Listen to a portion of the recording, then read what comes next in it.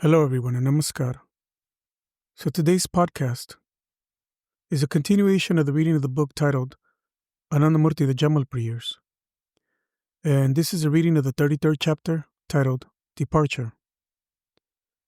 No power in heaven and earth can separate me from my children. Even if this universe comes to an end, I will be with them in the expressionless cosmos. My children, be they gentle, be they naughty, they are mine. At the end of September, Baba informed the Margis that it was now time for him to leave his job at the railway office and dedicate all his time to the work of the mission. It was something that they had been hoping to hear for a number of years. The following day, Baba applied for an extended leave in preparation for his departure. He was granted 3 months' leave until the end of December. In the middle of October, he declared his intentions to shift to Anandanagar. Then he left Jamalpur to go on tour, and he remained on tour until the end of the year. The 10-week tour, which covered all of India, would be the longest and most extensive of Baba's life, a preview of the years to come. It was witness to the first 2 films ever taken of him, both silent films, one of the DMC in Madras and another of a fieldwalk to the Elephanta Caves near Bombay. People flocked to see him wherever he went, and the increased exposure and added press thrust him even more prominently into the public eye. Thousands were curious to see the Guru of Anandamarga, if only from a distance. And a number of social dignitaries and intellectuals made requests to meet him, all turned down due to Baba's policy of only meeting initiated disciples. On more than one occasion, fundamentalist Hindu groups took advantage of Baba's increased exposure to publicly voice their displeasure with his teachings. When Baba was leaving Gorakhpur on the 12th of December, the Mahant from the famous Gorakhnath temple arrived at the station with a large crowd of followers, carrying anti-Anandamarga banners and shouting slogans. Baba was sitting with a group of devotees in Acharya Shama Narayana Shrivastava's private coach, awaiting his departure for Muzaffarpur, which would eventually be delayed by a couple of hours. As he looked out the window at the demonstrators, he asked the name of the Mahant. "Baba, his name is Mahant Digvijayanath," someone said. "Ah, yes, Digvijayanath. He is a great sinner. He is a drunkard and misuses the money of the common people. He keeps many different kinds of alcohol in his room.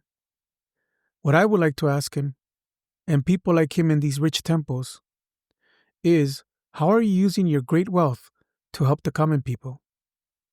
People fight to become the Mahant of these temples, but of what use is their wealth to the people who are suffering in this country? They have a storeroom filled with gold bars in the Gorakhnath temple. Let them explain to me what good their hoard of gold is doing the people outside their doors who have difficulty feeding their children." After continuing in this vein for several minutes, Baba mentioned that there was one good man in the Gorakhnath temple, Akaya Kumar Bandopadhyaya, who was a true scholar, a spiritual aspirant, a man of philosophical nature, whom the temple authorities employed to answer their letters. Then he changed the subject and paid no more attention to the demonstration taking place outside his window. Although the annual year-end DMC was held in Ghazipur on the 26th, a special DMC was scheduled for the 30th at Jamalpur. Devotees came from all over the country to attend the event that would commemorate Baba's departure from the place where both he and his mission had taken birth. A couple of days before the DMC, Baba took a few monks and some Margis to visit the places of his childhood. One of the Margis brought along a film camera and recorded parts of the walk. Baba showed them where he had studied, the temple where he had recited the Dhyan mantra of Shiva, and the mosque of Jamal Mina, the Muslim saint from whom Jamalpur got its name. Then he led them towards the hills and showed them the different spots near Kalipahar where he used to sit and meditate.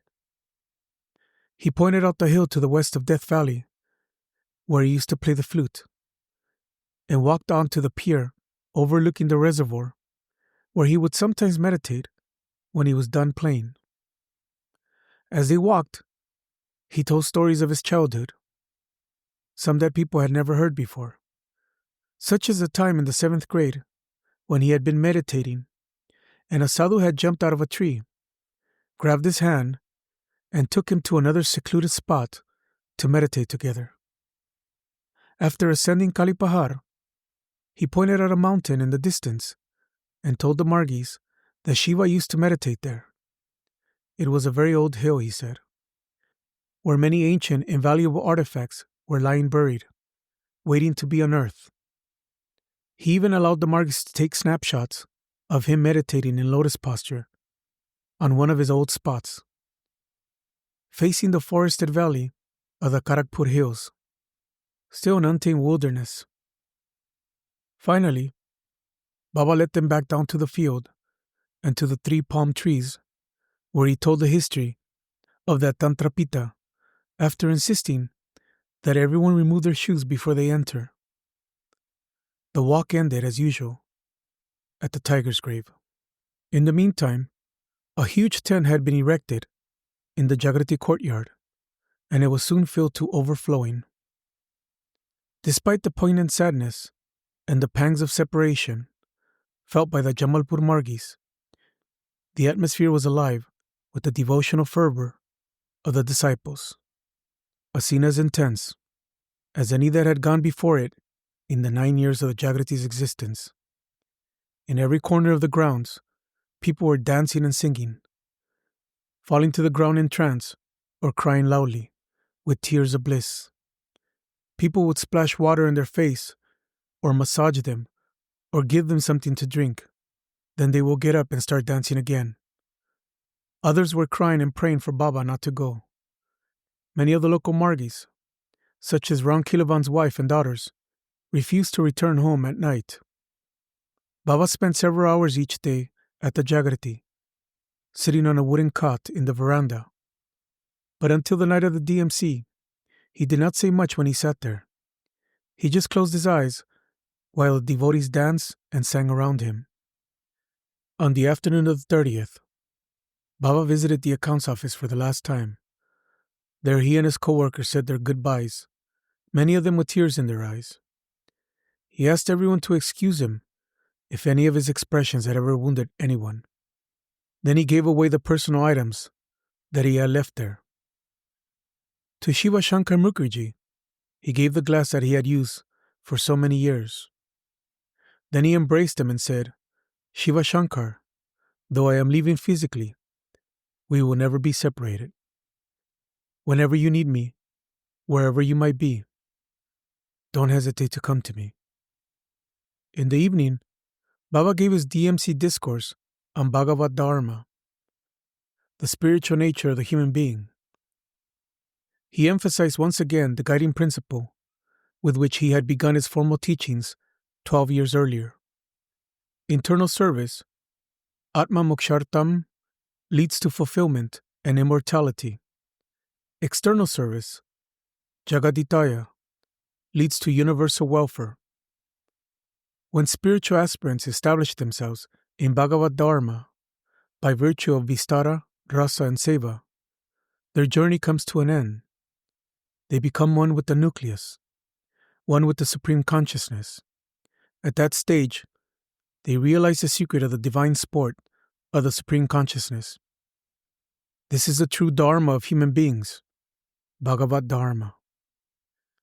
After the discourse and the collective Guru Puja, Baba gave everyone his blessing and a long Varavaya Mudra that left the devotees reeling in bliss. Then he left for home with the promise of one last darshan the next morning. Baba and Uma Devi spent the night packing and spending some last moments with Baba's family, especially Baba's mother, who found the coming separation from her eldest son difficult to face. though she did her best to keep her composure. A few 100 kilometers away, in Chinchura, at the home of Baba's sister, Hiraprabha, final preparations were underway for the marriage of Hiraprabha's youngest daughter, Ruby, thus fulfilling a promise Baba had made to his mother years earlier. Abarani had told her son, "Look, Bubu, I know that one day you will leave home to work for the Marga. I have two requests before you do. First, you are the eldest son of our family, and Ruby is Hiraprabha's youngest daughter. You must not leave until Ruby gets married. Second, do not resign your job in haste." Baba agreed to his mother's requests. He and his brothers had taken care of Hiraprabha and her family since the death of her husband in 1950. He did not resign from his job, but instead went on extended leave, and the date of Ruby's marriage also marked the date of his departure from Jamalpur. On the morning of the 31st, Baba said his last goodbyes to his family and then went by car to the Jagrati. A crowd of Margis was waiting outside his house. They accompanied his car as it wound slowly through the narrow streets of Jamalpur. When he reached the Jagrati, he sat on his cot for a few minutes, while Nedkar Kadar sang a devotional song that brought tears to the eyes of everybody who was not already crying. He gave one final talk, exhorting the Margis to work to establish the mission, like a commander exhorting his troops to battle. Then he took a collective promise from everyone to fulfill the ideology that he had come to establish. After the Margis had voiced their promise, Baba stepped down from his cot and took leave of everyone. He told them that he would always be with them, whenever and wherever they looked for him. As he moved towards his car, the Margis began weeping loudly. Many of them pleaded with him not to go. The volunteers had to struggle to open up a path for him.